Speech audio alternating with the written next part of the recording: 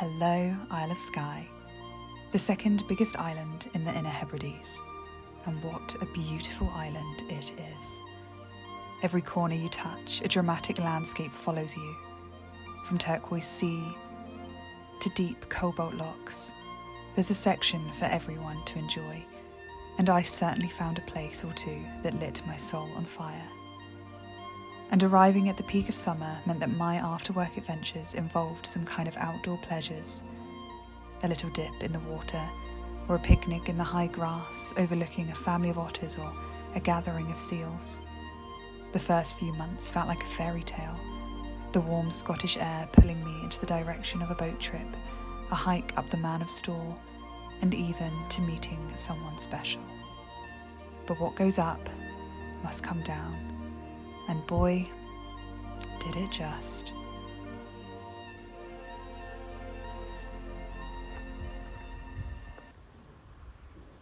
Storms. Weeks and weeks of them.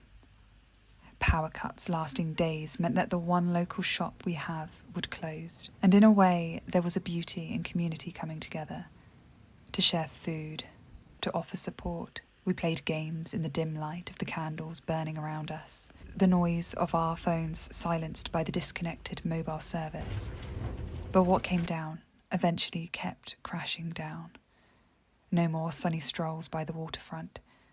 Rain so heavy you'd be drenched by the time you left your home to walk to your car. Businesses shutting for winter.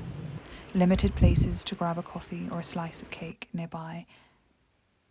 And the end of my someone special. It seemed that all soft pleasures were stripped within an instant, days darkening by the time you left for work, leading to hours of alone time in the evenings, the wind whistling through the old window panes, leaving a quiet chill in all surroundings.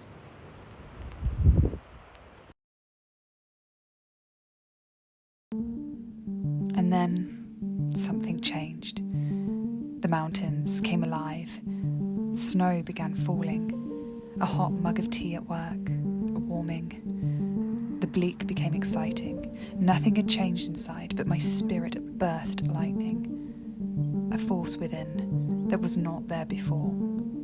I've woken up, I think. Before, just sleepwalking. How could this have happened? How can this be? I'm still here, but my mind has set itself free. I'm still working, and I'm lonelier than ever before. The life I was building had fallen apart, but now I can feel the bedsheets in my hands, its rough textures calming me. Sensations, textures, sounds, all around me. I've woken up. I'm awake again. How can this be? Nothing has changed. I don't understand. I have less than before, and yet sometimes I feel alright.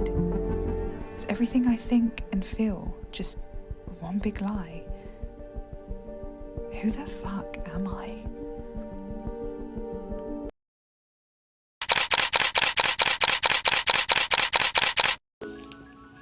Hi, welcome back. You guys have been asking me to do a video on shadow work. Jackie, aka Hoodwinkler. Today we are going to talk about the shadow self. Journal in the book of shadow work. I made the journal. What's missing in you? Me?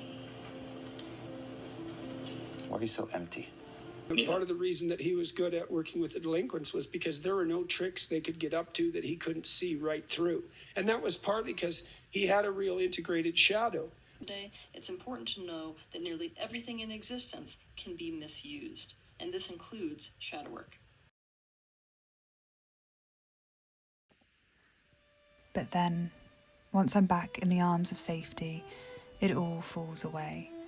The comfort of the familiar bed, the warm light reflecting in, Mum's art room full of peace and tranquility, paintings on the wall, each with its own story, the plants, the sofa, the cushions, the piano, the imperfections that make a home a place to melt into, bringing a sense of comfort and familiarity, security, a feeling I was missing before. But the answer cannot be here. This is not my home anymore. So why do I not feel this peace wherever else I go?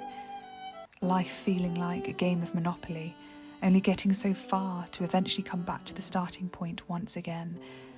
What will it take to break the cycle, once and for all?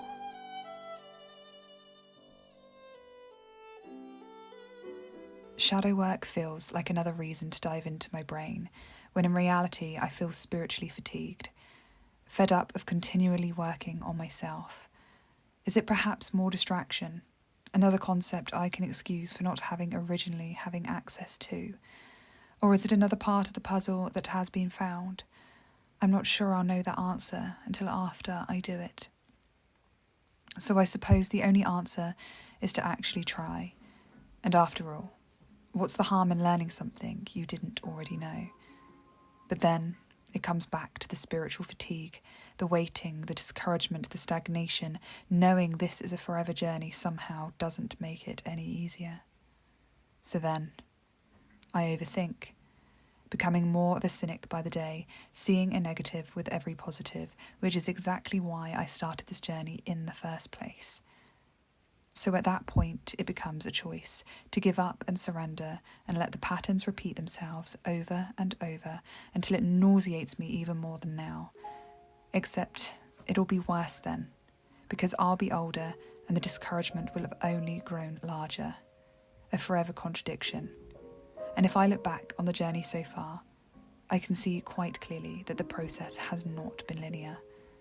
But the depth of knowledge I have acquired is always evolving, and somehow I have a deep knowing that when I am old and reflective, I would have far preferred to have kept going than to give up and let all of this progress go. And that, of course, may not be the greatest motivator when the body says no and has been neglected for so long. Trusting yourself is part of the process, and yet trusting yourself has become the greatest chore. But to trust yourself is to honour the process. To honour the process is to believe in something, and to believe in something is an act of not just survival, but out of love. And love, self-love, is what we all really want in the end, right?